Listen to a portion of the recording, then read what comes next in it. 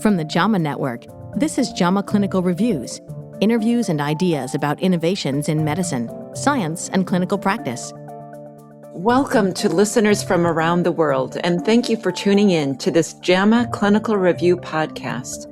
I am your host, Dr. Mary McDermott, Deputy Editor of JAMA, and I am here today with Dr. James McAuley, who is Professor and Faculty of Medicine and Health at University of New South Wales in Australia. And I'm here today to talk to Dr. McAuley about his narrative review in JAMA on the topic of low back pain. And you can find a link to the article in this episode's description. Welcome, James. Thank you so much for joining me today. Thank you very much, Mary. It's really a lovely pleasure to be here. Thank you. Let's get started. Your review focuses on nonspecific low back pain, and I wondered if you could just define for our listeners what you mean by nonspecific low back pain and how common it is. Yes, sure. So most of the patients that are seen in clinical practice with low back pain have what we call nonspecific low back pain. A low back pain is pain that is felt between the costal margin and above the gluteal fold. With or without leg pain, it's very common. Around 40% of adults will experience a significant episode of back pain during their life, and it remains the leading cause of the global disability burden, and that's according to the WHO's Global Burden of Disease study. When a patient presents to clinical practice with low back pain, one of the first jobs of the clinician is to determine whether there is a specific underlying cause of the pain. Luckily, fewer than 10% of cases are due to conditions such as lumbar radiculopathy from a disc herniation, a spinal stenosis, a vertebral fracture, or an inflammatory condition like axial spondyloarthritis. Cancer, usually metastatic disease, or an infection such as vertebral osteomyelitis or cauda equina syndrome. When none of these specific diagnoses can be identified, we use the term non-specific low back pain. So it's a term once specific causes have been excluded. Clinicians may also have heard of primary low back pain, which is a term that the WHO have started to use, and they used it in their guideline for chronic low back pain, which was published in 2023.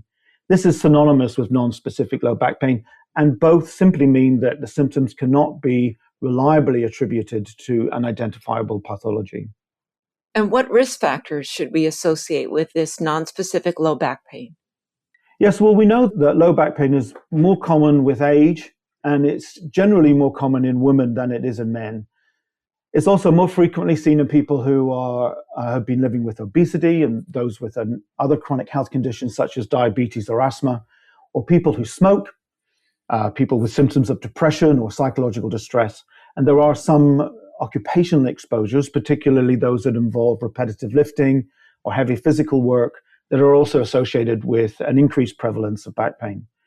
The strongest predictor is probably a history of low back pain, and when somebody has experienced an episode, they are more likely to experience future episodes. But I just want to distinguish between these risk factors and causes. So these risk factors, they describe the type of people who are more likely to experience or develop low back pain, but they shouldn't necessarily be interpreted as direct causes. For example, while obesity and depression and lifting at work are associated with a higher risk of developing low back pain, they don't necessarily explain why a particular individual develops pain, and managing those conditions may not reduce the back pain. Thank you. And your review categorizes nonspecific low back pain into three categories, acute, subacute, and chronic. And can you define each of these and tell us why it is important to categorize low back pain in this way? Yes, well, as you said, we typically classify nonspecific low back pain according to symptom duration.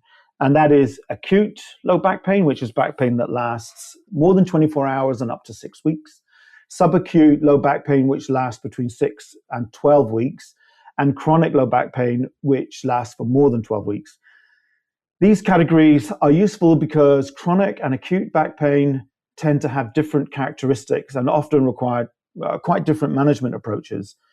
Acute low back pain is generally reviewed as a recent episode of symptoms But chronic low back pain is influenced by a much broader range of factors that can contribute to pain and disability over time. For example, it might be influenced by social factors or psychological factors, as well as biological factors. Subacute phase is much less well characterized, and we really think about that usually as a transition period between acute and chronic low back pain. It's a stage where symptoms have persisted beyond what would be expected for an acute episode, but hasn't really become established as chronic pain yet. But one of the things that's important to understand that these categories are based on time rather than biology. There isn't a specific biological event that happens at 6 weeks or 12 weeks, but these definitions provide a practical framework to help clinicians communicate about their patients, help us conduct research, and also make management decisions. And what % of those with acute go on to chronic back pain? Yeah, that's a great question. So we think that the best evidence that we have is around 20% of people with acute low back pain go on to develop chronic low back pain. And what do we know about the pathophysiology of low back pain? This is one of the major challenges with non-specific low back pain, and it's because we don't fully understand its pathophysiology. In fact, the term non-specific low back pain implies the fact that for most patients, we cannot identify a pathoanatomical cause that adequately explains their symptoms. In the past, we often viewed low back pain as a problem of the spine or the muscles or the joints or ligaments or intervertebral discs. And these biological factors may play a role in the symptoms, but they rarely provide a complete explanation for why pain develops or persists. Most commonly these days, we think about non-specific low back pain as a multifactorial condition that develops from the interaction of biological, psychological, and social factors. Biological factors have a role, but they don't have the only role. Psychological factors such as depression, anxiety, and fear of movement are also very important. And social and occupational factors such as workplace demands, low job control, and socioeconomic disadvantage also contribute to back pain. The most important thing, I think, is that these also vary between individuals, and two patients with similar symptoms might have very different underlying drivers of their pain and disability. And when a clinician sees a patient that appears to have nonspecific low back pain, what aspects of history and physical should they focus on? Yeah. Well, the clinical assessment typically has three main goals. The first is to identify the small number of patients who have got a serious spinal pathology. Then to identify conditions such as lumbar radiculopathy or spinal stenosis that might require different types of management. And third is to understand how the patient's pain is affecting their life and identify factors that might influence the prognosis and treatment choice. History should focus on symptom duration, the location of the symptoms, the distribution of the pain, whether pain extends into the leg, whether there are any aggravating or relieving factors, any previous episodes of low back pain, and if there are any treatment responses that are associated with those previous episodes. Clinicians should also assess the impact that pain has on the function of the patient, including walking or sitting and sleeping, lifting, work things, and also their participation in daily activities. The history should also assess factors known to influence outcomes, which include psychological factors such as fear of movement, beliefs about whether or not a patient believes whether or not there's any damage to their back, also depressive symptoms, workplace dissatisfaction, and compensation issues. This is a strong predictor of poor outcome, and other psychological factors such as anxiety or perhaps stress. But it's really important to state that this is not because back pain is regarded as a psychological problem, and often when clinicians address some of these issues with patients, that patients can often feel that that's what's being inferred. But the main issue here is because these factors, they can strongly influence the recovery and disability. And your review talks about certain clinical characteristics that should lead to diagnostic testing. And would you be able to summarize those for us, please? Yes. For most patients who are presenting with low back pain, no diagnostic imaging or laboratory testing is necessary. A diagnostic workup should be really guided by the findings from the history and from the physical examination. This is because, as we said, most patients with low back pain have non-specific low back pain, and other specific causes account for fewer numbers of participants. For example, lumbar radiculopathy and spinal stenosis account for about 5 to 10% of presentations, vertebral fracture about maybe 4%, malignancy, and that's usually metastatic disease, infection or axial spondyloarthritis, or other causes that might be referred from visceral or vascular causes. Each of these account for fewer than 1% of cases.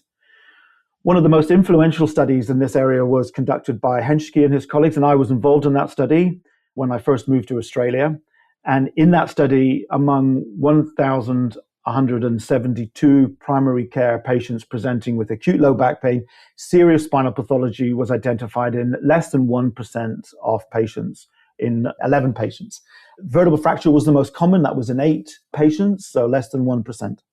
So as a result of this, routine imaging is really not recommended for non-specific low back pain because it rarely changes management, and it can lead to overdiagnosis and unnecessary interventions. Degenerative imaging findings are extremely common in people with and without pain. In a cohort study of more than 3,300 adults conducted by Cash and colleagues, MRI abnormalities were present in approximately 80% of patients with back pain and about 75% of people without low back pain. And most of those imaging did not predict future low back pain. Really, the practical messages for most clinicians here is that imaging should only be ordered when the results are likely to change management and not simply because a patient has low back pain. So are there certain so-called findings on physical or history that should result in imaging, for example, over a certain age? Yes, absolutely. Diagnostic imaging is appropriate when the history or the physical examination raise suspicion of a serious spinal pathology or a significant neurological compromise or other specific diagnoses that might require different management. For vertebral fracture, that's probably the most common specific diagnosis. The most important red flags include, as you mentioned, older age, particularly over 70 years old, osteoporosis, prolonged corticosteroid use, or significant trauma such as a fall from a height or a motor vehicle collision, particularly in younger people. For older people, particularly an older woman, for example, with osteoporosis, maybe a cough or a sneeze might be enough of a trauma to cause a compression fracture. For spinal malignancy, usually metastatic disease, the most informative clinical feature is a previous history of cancer. This is particularly important when symptoms are progressive or otherwise atypical. For example, it might be unremitting pain.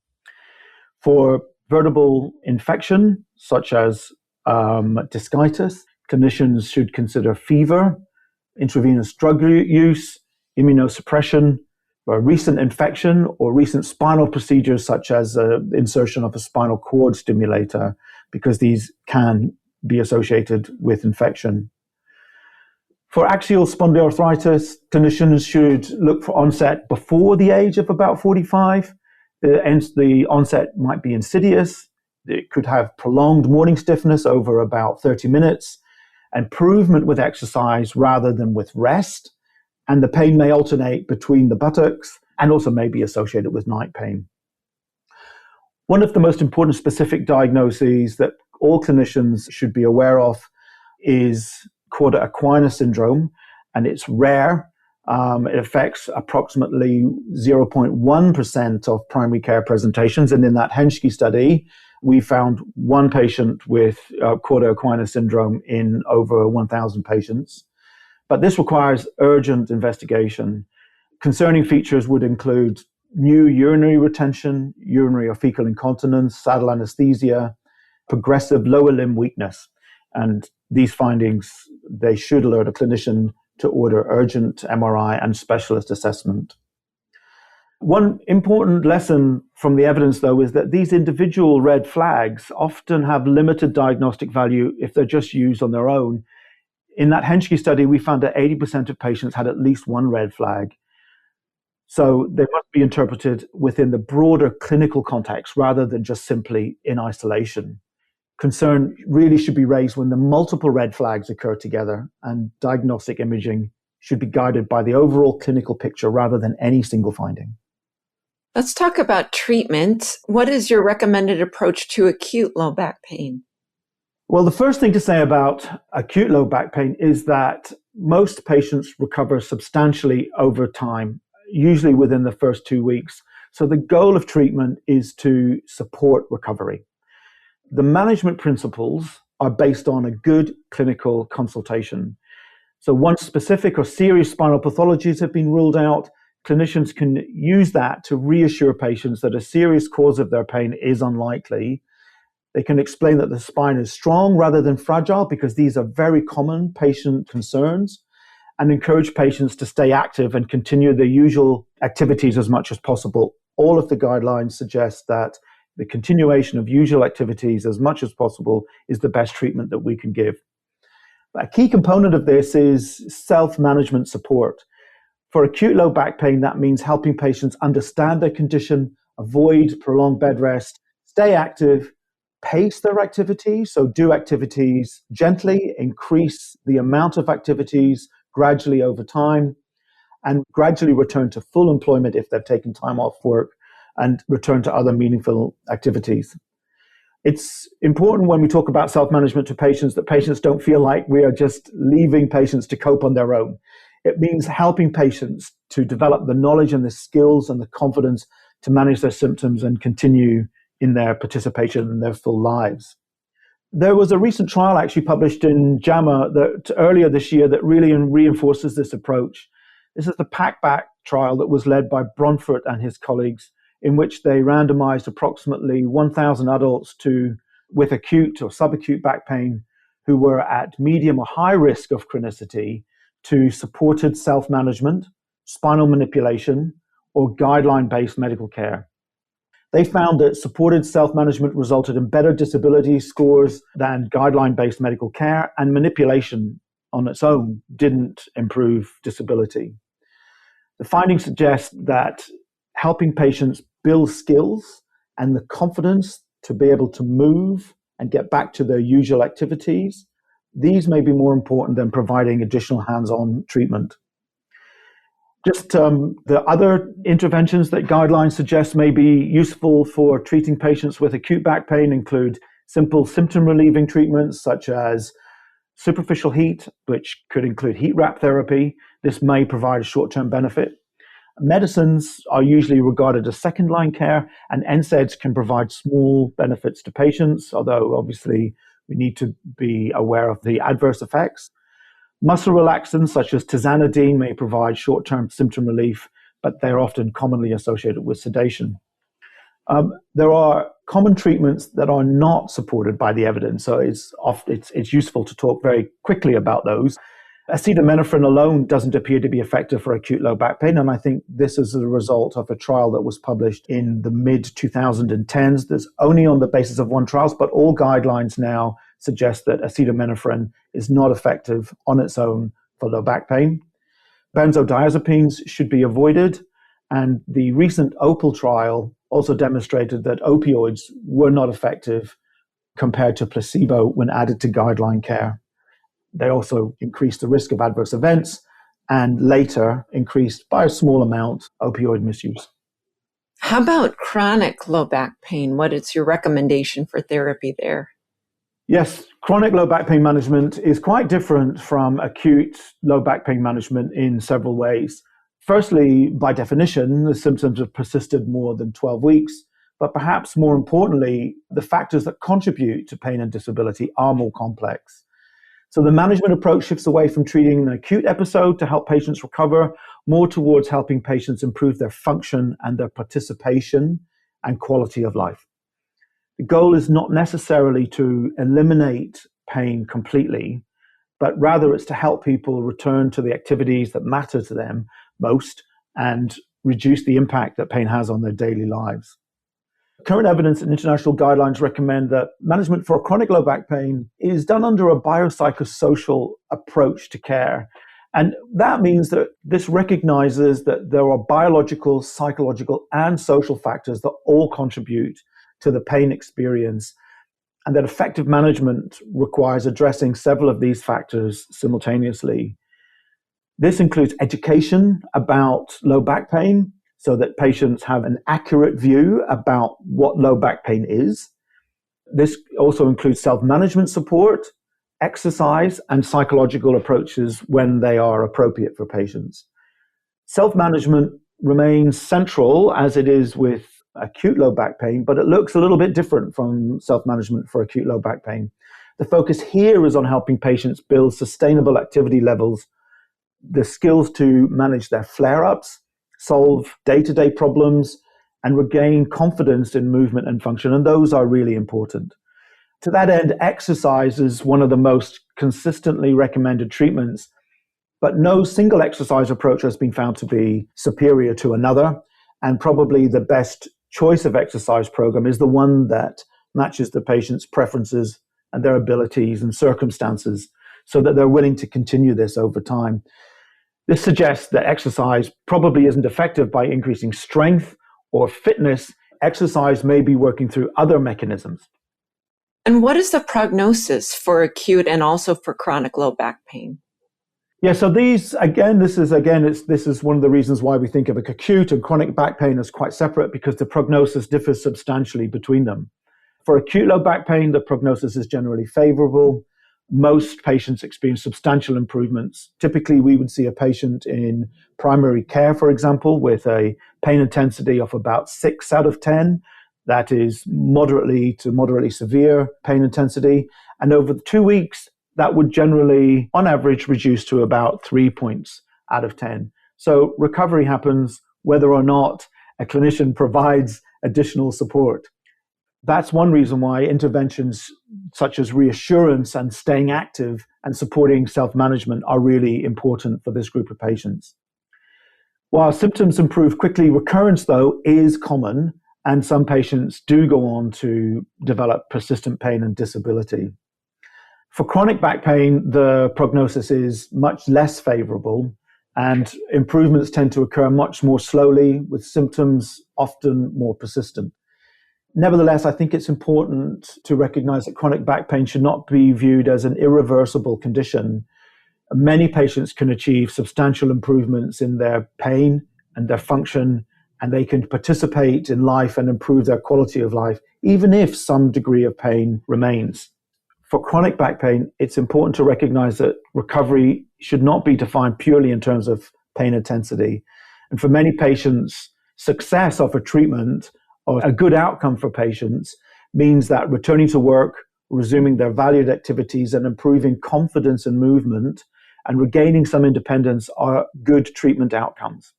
So one of the key messages from low back pain research is that chronic back pain is not necessarily a lifelong sentence.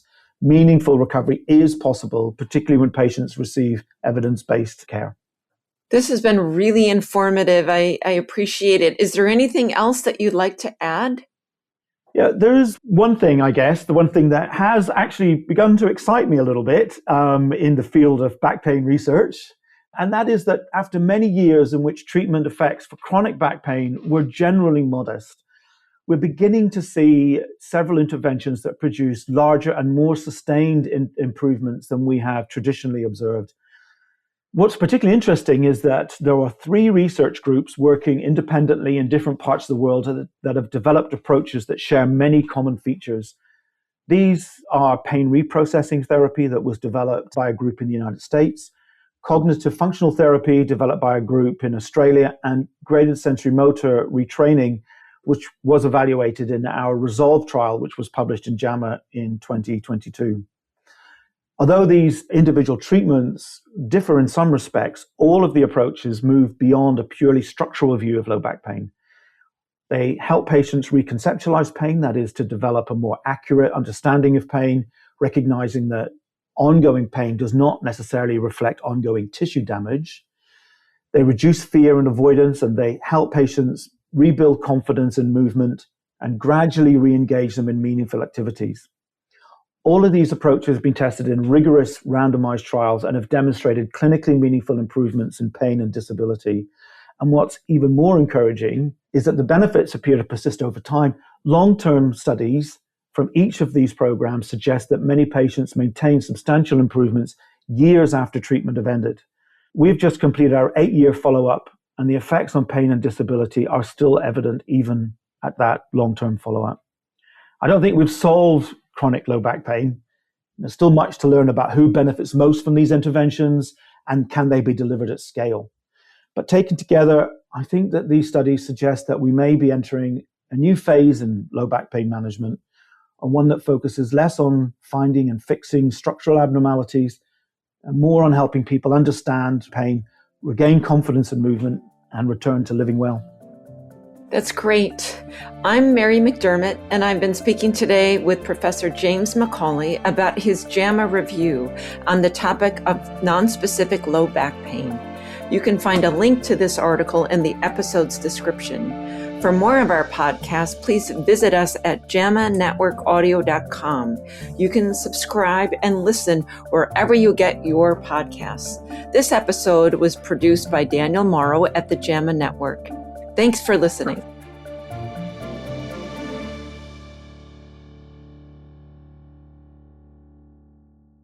This content is protected by copyright by the American Medical Association with all rights reserved, including those for text and data mining, AI training, and similar technologies.